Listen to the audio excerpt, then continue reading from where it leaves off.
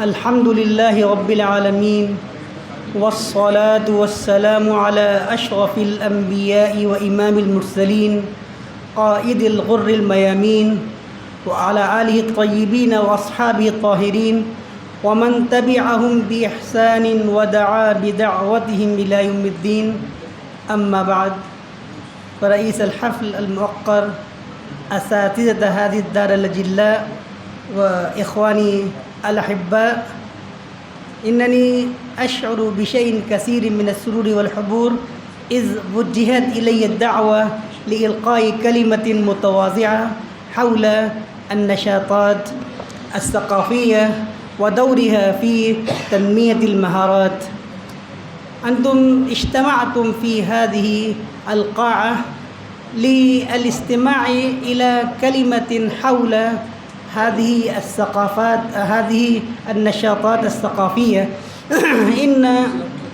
إننا نرتبط بهذه اللغة الحبيبة في هذه الدار العزيزة، فإننا لم نجتمع هناك إلا على حب اللغة العربية وآدابها، فإن هذه اللغة هي التي جمعتني وإياكم، فإنكم تتعلمون في هذه الدار العزيزة وتلقون فيها العلم على أساتذة بررة، فأنتم تجدون في هذه الدار بيئة عربية ملائمة وجوا عربيا مناسبا مساعدا على تعلم هذه اللغة، لأنه لا يمكن تعلم اللغة خارجا أو بعيدا عن بيئتها وجوها.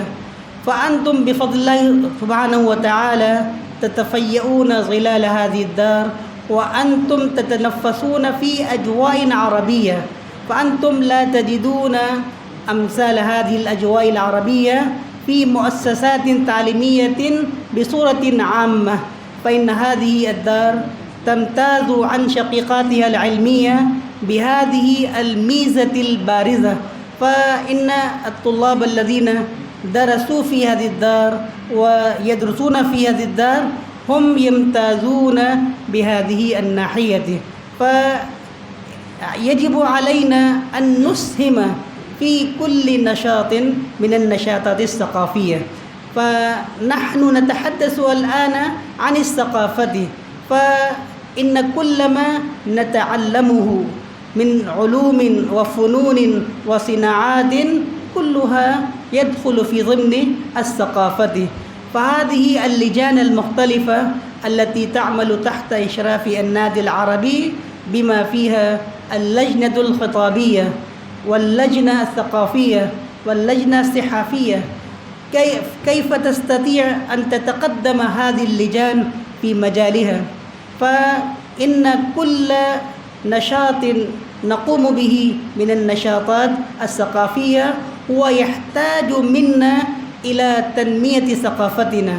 فما هي الثقافة؟ الثقافة عبارة عن العلم الذي نتلقاه.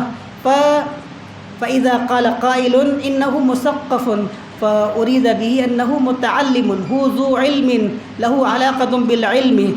فإذا قلنا إن فلانا متعلم فيراد بذلك أنه مثقف، فتطلق كلمة المثقفين على من تلقوا تعليما عاليا.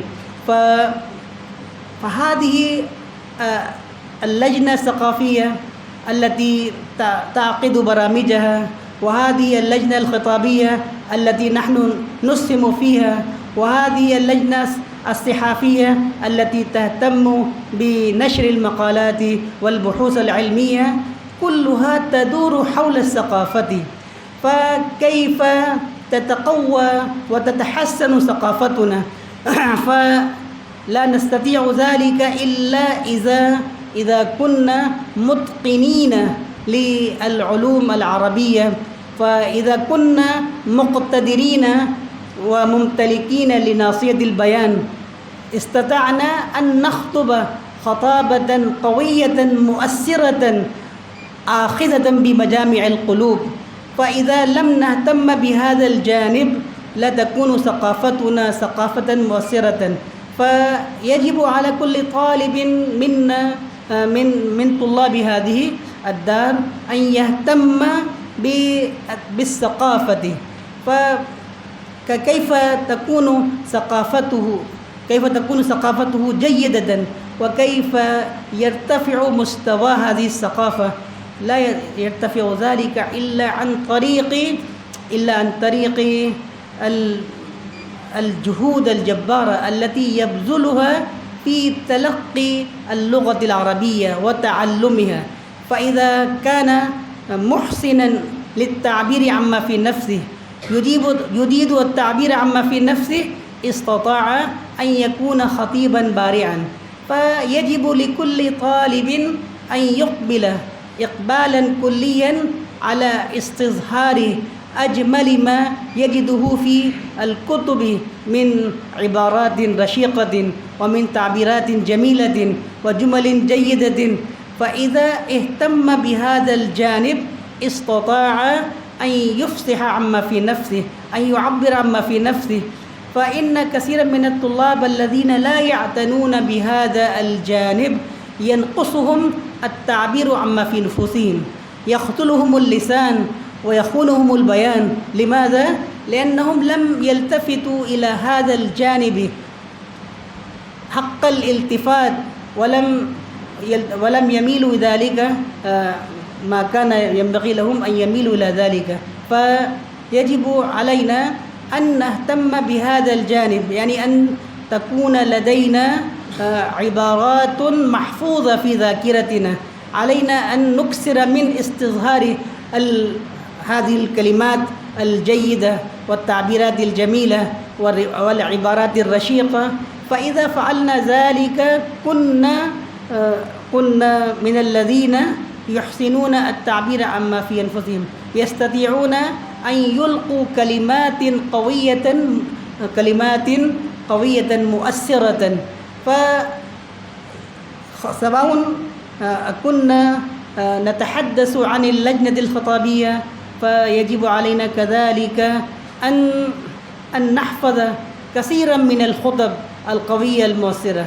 فالذين يستطيعون أن يخطبوا خطبة جيدة ومؤثرة ومثيرة للعواطف فلا يكونون إلا من أولئك الذين حفظوا كمية كبيرة من الكلمات القوية. وكذلك الذين يريدون أن يكتبوا كتابات قوية مؤثرة هم الذين اهتموا بهذا الجانب اهتماما بالغا. فالذي لا يمكنه تكوين الجمل وإعداد الجمل وكتابة الجمل كيف يسعه أن يكون كاتبا قديرا، أن يكون كاتبا مؤثرا؟ فيجب على الكاتب أن يكون أيضا من الذين يحفظون كمية كبيرة من الجمل الجميلة. فكثير من الطلاب يشكون لا نستطيع أن نكتب كتابة قوية مؤثرة، لا نستطيع أن ننقل عبارة من إحدى اللغتين إلى اللغة الأخرى. وكثيرا ما يواجهون هذه الصعوبة إذا قاموا بترجمة نص في لغتهم الأردية إلى اللغة العربية، فهم يواجهون في ذلك متاعب ومشاكل. لماذا؟ لأنهم لا يجدون لديهم أساليب إنشائية وطرقا تعبيرية، فلا يستطيعون أن يأتوا بتعبير صحيح فصيح لمختلف المناسبات. فإذا أراد أحد منكم أن يكون كاتبا قديرا، أن يكون منشئا من المنشئين، عليه أن يكون مقبلا إلى هذا الجانب إقبالا كليا، فيستطيع كذلك أن يكون كاتبا. وكذلك إن اللجنة الصحافية التي تعمل تحت إشراف النادي العربي هي تحتاج كذلك إلى هذا التدريب، إلى هذا التمرين في الكتابة. فالذين لا يدرسون ولا يقرؤون ولا يتابعون الجرائد والصحف والمجلات لا يستطيعون أن يطلعوا على أحدث ما يجري في العالم من حروف وأوضاع. فالذي يريد أن يخوض مجال الصحافة يجب عليه أن يدرس كذلك ويتابع كذلك حتى يكون من الذين يطلعون على هذه الأساليب الصحفية التي تجري في هذه الآونة.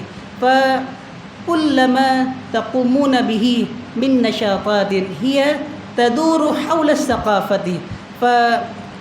فإن هذه الخطب التي نلقيها إذا أردنا أن نكون خطباء مصاقع وخطباء مؤثرين أقوياء علينا أن نحفظ كمية كبيرة من الخطب المؤثرة القوية، حتى إذا اعتلينا منصة، إذا اعتلينا منبرا في المسجد أو في الجامع استطعنا أن نأتي ببيان مثير ومؤثر مثير للعواطف.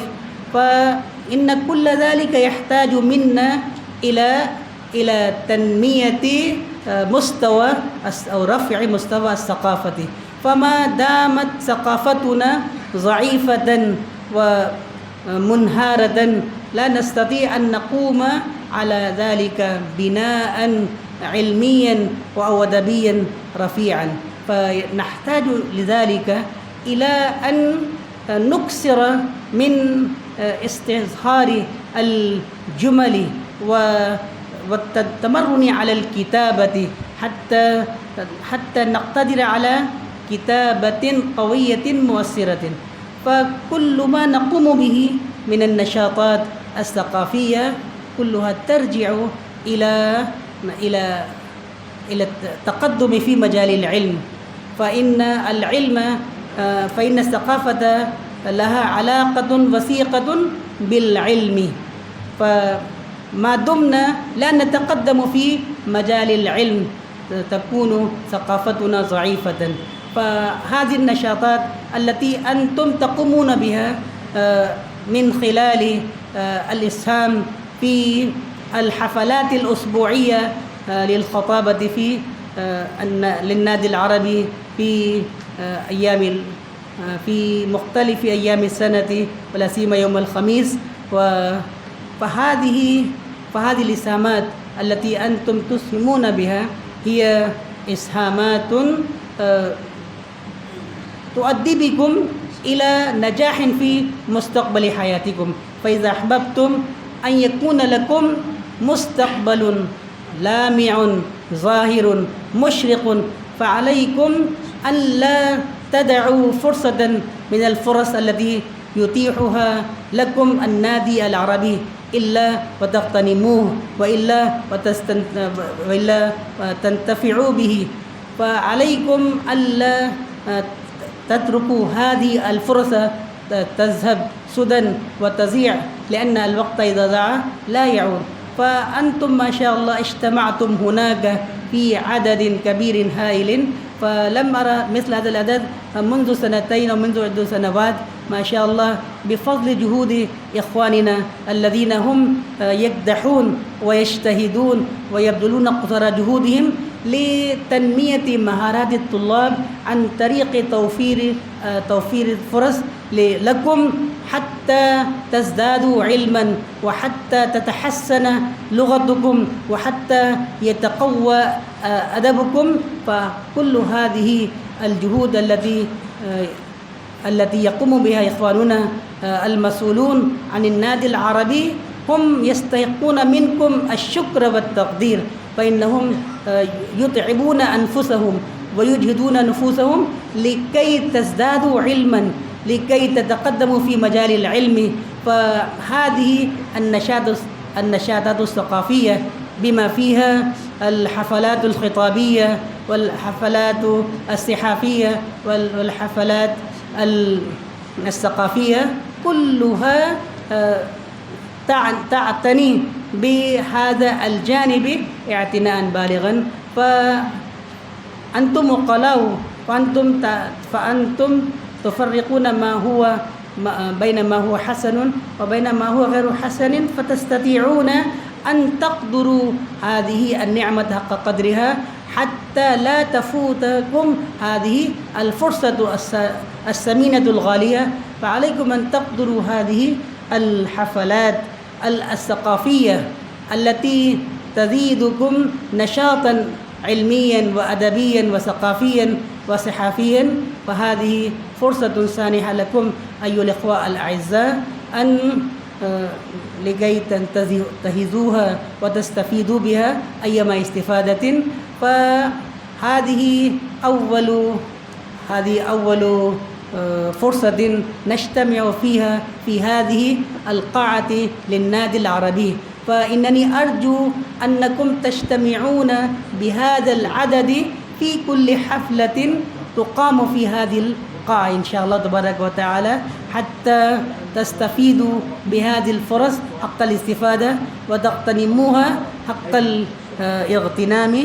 فأنا لا أريد أن أطيل عليكم لأن فضيلة الرئيس سوف يقوم بتقديم نصائح غالية لكم إن شاء الله وأنتم تستفيدون بها. فأشكركم على حسن استماعكم والسلام عليكم ورحمة الله وبركاته.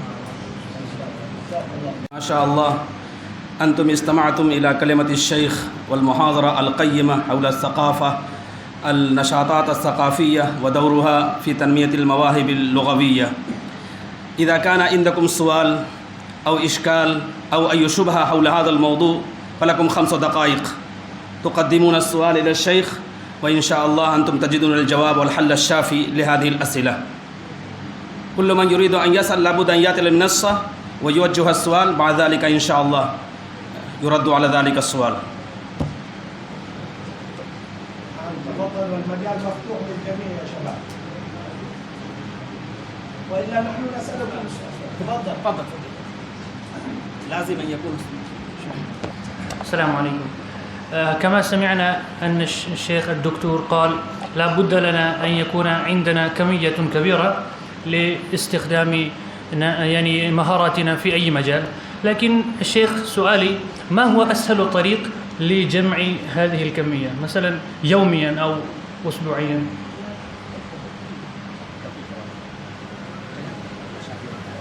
أحسن ما شاء الله، سؤال جيد جدا. فإن كل ما نمر به من جملة جميلة أو عبارة رشيقة علينا أن نقيدها بالكتابة حتى لا تنفلت من ذاكرتنا، لأنه قيل قيدوا العلم بالكتابة. فإذا اهتممتم بهذا الجانب تكدست لديكم كمية كبيرة من أمثال هذه الجمل الجميلة إن شاء الله.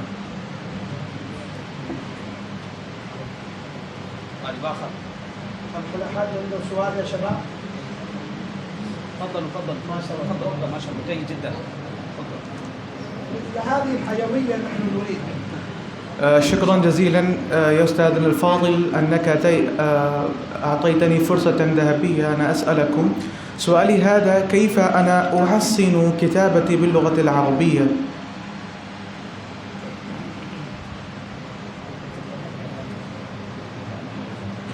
أنا أشرت إلى هذا الجانب أن الكتابة لا تكون صحيحة قوية مؤثرة إذا لم تكن مؤسسة على أساليب إنشائية.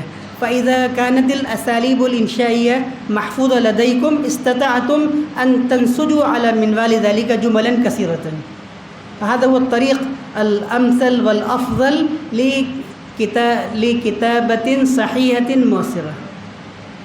فإذا كتبتم من دون نموذج أو من دون أسلوب فتكون عباراتكم ركيكة ضعيفة. اثنين سؤالان. قوموا تعالوا للسؤال. المجال مفتوح. المجال مفتوح، كل طالب يستطيع أن يسأل.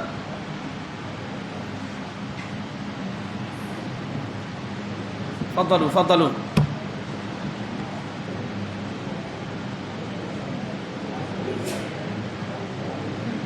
تقدم. تعال فرحان وسيم، لا بس.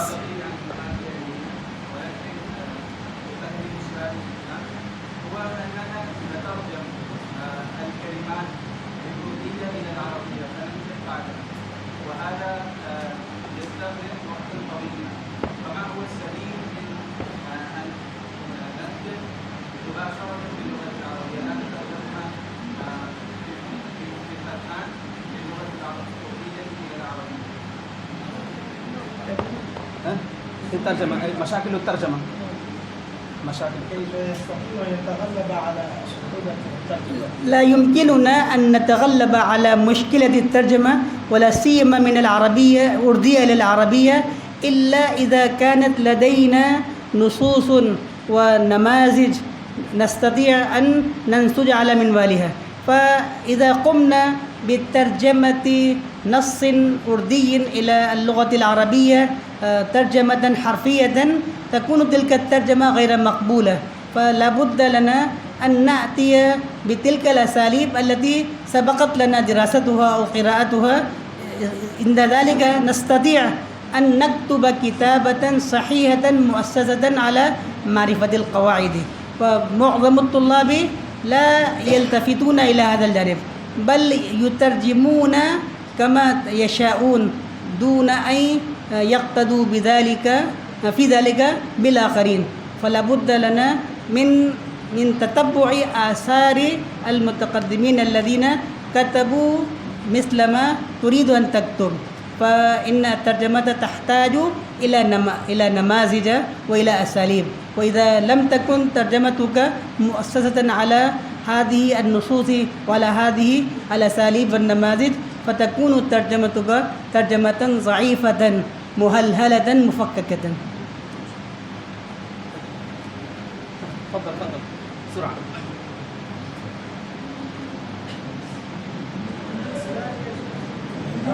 لا تفضل بعد ذلك.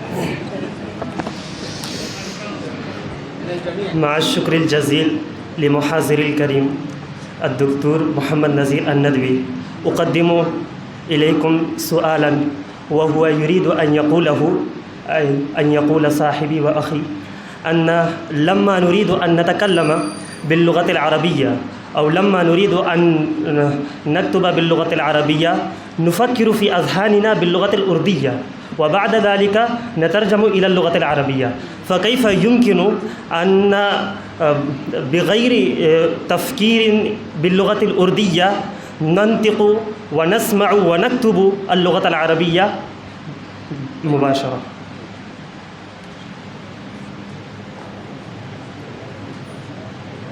إن هذا يحتاج إلى تعويدك نفسك على التفكير بالعربية.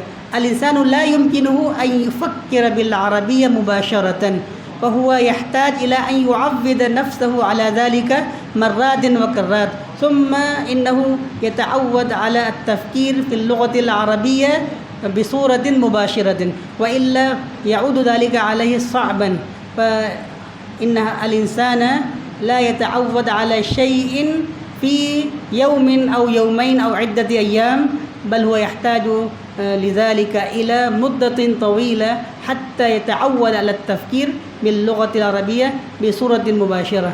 فعليه كذلك أن يفكر عندما يقرأ وعندما يتابع وعندما يدرس، عليه أن يفكر في كيفية صياغة الجمل وفي كيفية تركيب الكلمات بعضها ببعض. مثلا أنت قلت لما، فلما إن لما لا تدخل إلا على الفعل الماضي، نعم، ويكون جوابها الفعل الماضي كذلك.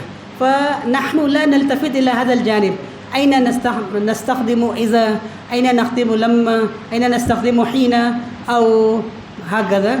فنحتاج إلى التفكير في كل ما نقرأ فلا ينبغي لنا أن نمر بكل ما نقرأ مرا سريعا عابرا، فيجب علينا أن نقف قليلا عند كل عبارة وعند كل كلمة حتى نستفيد منها ما نحتاج إليه. فالذي ينقصنا هو أننا لا نلتفت عند القراءة إلى مواضع الجمال، إلى مواضع القوة وكيفية الاستخدام.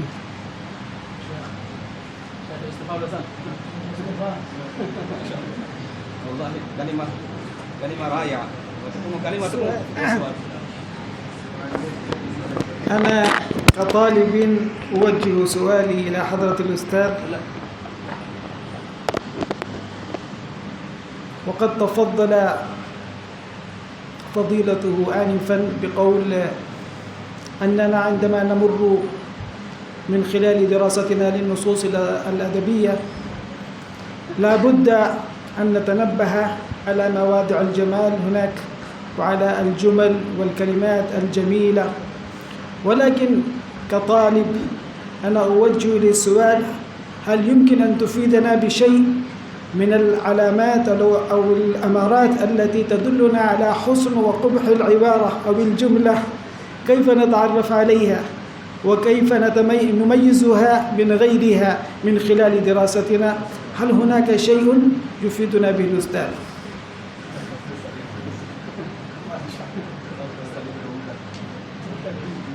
إذا قرأنا عبارة أو جملة عند ذلك علينا أن نسأل أنفسنا: هل هذه الجملة تغني عنا شيئا أو تنفعنا في مناسبة من المناسبات؟ فإننا عندما نقرأ فنحن لا نلتفت إلى هذا الجانب، فالكلام الذي يأخذ بمجامع قلوبنا ويسترعي انتباهنا لابد أن ننتبه له، لابد أن نقف عنده قليلا حتى نتذوقه، حتى نستفيد به. ولكننا إذا بقينا هكذا ولم نلتفت إلى هذا الجانب فلا نستطيع أن نكون فينا هذا الذوق السليم.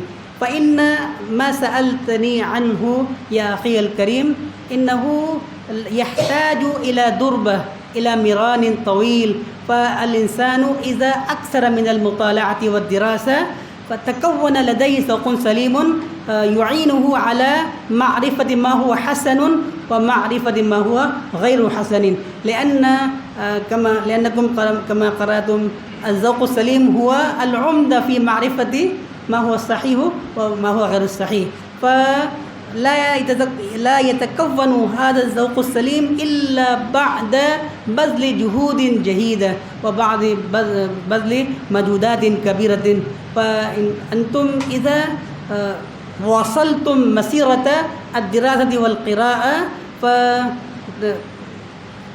فاستطعتم أن تتذوقوا هذا واستطعتم أن تفرقوا بين ما هو حسن وبين ما هو غير حسن. فهذا ما أرى أن ذلك يرجع إلى كثرة المطالعة وكثرة المزاولة والممارسة. فإذا أكثر الإنسان من الممارسة والمزاولة استطاع أن يلمس ذلك ويتذوق ذلك.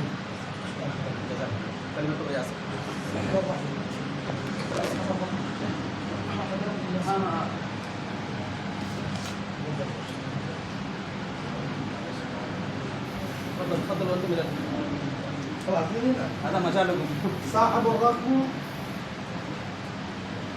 101 كم صار؟ 101 كم صار؟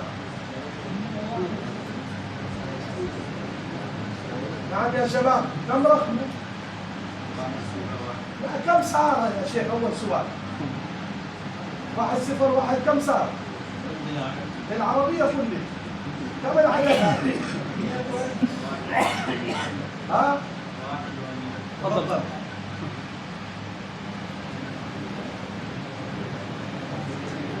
سؤال أسألك السؤال بسيط. سؤال ها؟ سهل. تفضل. طيب السؤال لا سعيد معي. أين يوجد النهر التي تجري وليس فيه المياه؟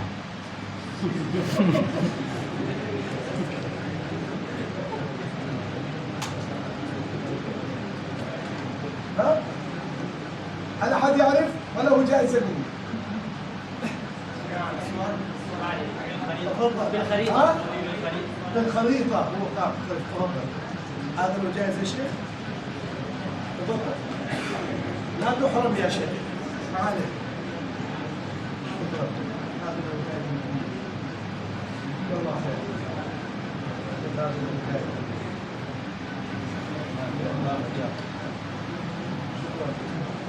بعد كلمة الرئاسة هذه؟ بعد طيب كلمة الشيخ. والآن ألتمس من سعادة الرئيس الحفلة حفظه الله ورعاه أن يتحفنا بكلماته النافعة وتوجيهاته الرشيدة التي تكون لنا زادا بإذن الله في رحلتنا العلمية، فليتفضلوا مشكورين.